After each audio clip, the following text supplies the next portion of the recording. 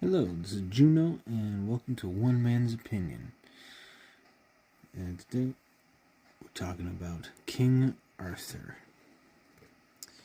King Arthur, the guy. The man, the myth, the legend. The guy, such a dark little history. Most of Arthurian legend has a lot of dark history to it. Merlin, for example, his whole backstory, he's either half fairy or half demon, depending on the story, who's telling the story. And, poor Arthur, he was conceived through less than stellar means, which is just sad in and of itself. And then committed some similar misdeeds to his pops, while trying to do exactly not that. It's just a little tragic. With the odd hint of incest in there, which again kind of depends on the story. That's one of the ones that they refer to it in the cycles. So like you have like the Lancelot Grail cycle, Tristram Marhouse cycle, Tristan and Isolde cycle. And that's important because there's so many different details about King Arthur. Just even for example, was the sword in the stone Excalibur? Everybody thinks, oh yeah, it's the sword in the stone was Excalibur. No, it wasn't. At least not in Howard Pyle's version. It was the blessed blade, and it would serve its purpose, and it was what made him king. But it was not actually Excalibur, the magic sword. The sword came from the Lady of the Lake after he broke Excalibur. He broke the sword in the stone. Then Merlin took him to see the Lady of the Lake, and she gave him the sword, Excalibur. And people also forget or didn't know that there was also the scabbard was important, because the scabbard allowed it to be held without, killing anything, or allowed it to be put to rest. So the sword was unbreakable, and the sheath was unbreakable. They're both unbreakable. Kind of unstoppable force, unstoppable object. Immovable force, unstoppable object. Wait, I had that backwards. I'm a little tired, excuse me.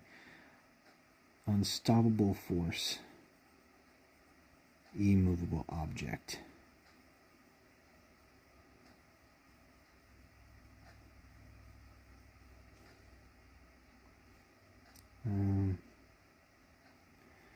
Anyways, so King Arthur, though. Beautiful stories. Beautiful, absolutely gorgeous stories. No matter really who tells it or which cycle you're talking about. They're just good, beautiful stories. Part of the reason is because they show us, like with all stories and mythology, they show us ideals. What we could be, what we try hard not to be. And the fact that even King Arthur had faults. Greatest mythological king, short of the Heavenly King, but short of him, he's the greatest earthly king in all of legend anywhere. He's the GOAT, if you will. And because he's wise. With the help of Merlin, he tries his hardest to be wise, to be strong. He's a good fighter. He's a good warrior king. And he's wise. He makes truces and alliances with his old enemies to prevent them from remaining his enemies. Smart thing number 1. Trusting the wizard. Again, pretty smart. Trusting Lancelot. Less smart. Marrying Guinevere. At the time, was smart. They needed that alliance. But, again, it depends on the story. Some, like, what's the one? The First Night. I love that story. That one is beautiful because it's the only one that doesn't make Guinevere look like just the cheating wife. The cheating wife of a barren king. She's so much more than that. And it also doesn't make Lancelot look like a tool or a treacherous friend. Because they had feelings for each other. At least in the First Night, that's what it was called. With, Richard Gere? And,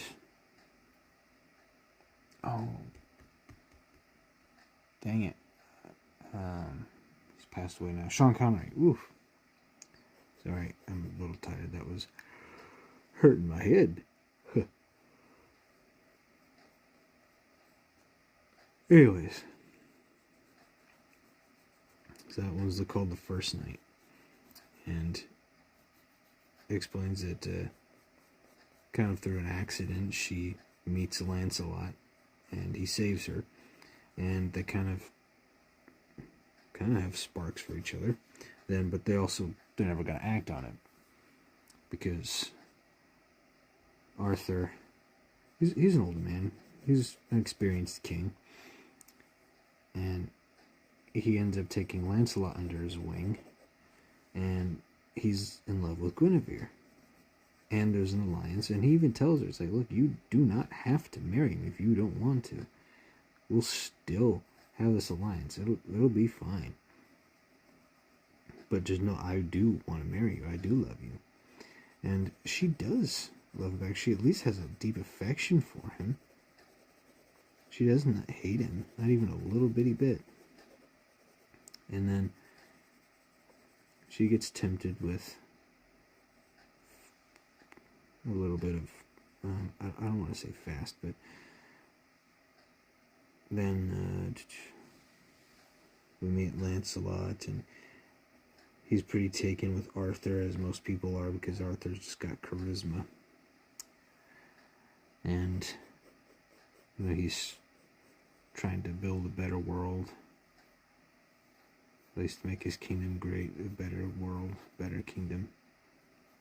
And it starts off pretty strong, but anyways. So he's gathering a bunch of knights, good strong knights for the table, the round table. And one of them, Lancelot, he becomes the greatest knight, short of his son Galahad, which, again, Galahad was born under deceitful circumstances. Maybe even Lancelot, Arthur, and Merlin were all pretty, I'm going to say, poorly conceived. Poor guys. Anyways, but what's awesome about King Arthur is the humility and the humbleness of it. And I think his name means Heavenly Bear. And so we love that. Heavenly Bear. And I guess the biggest thing about King Arthur is just the thought of the struggle to try and do good in a broken system.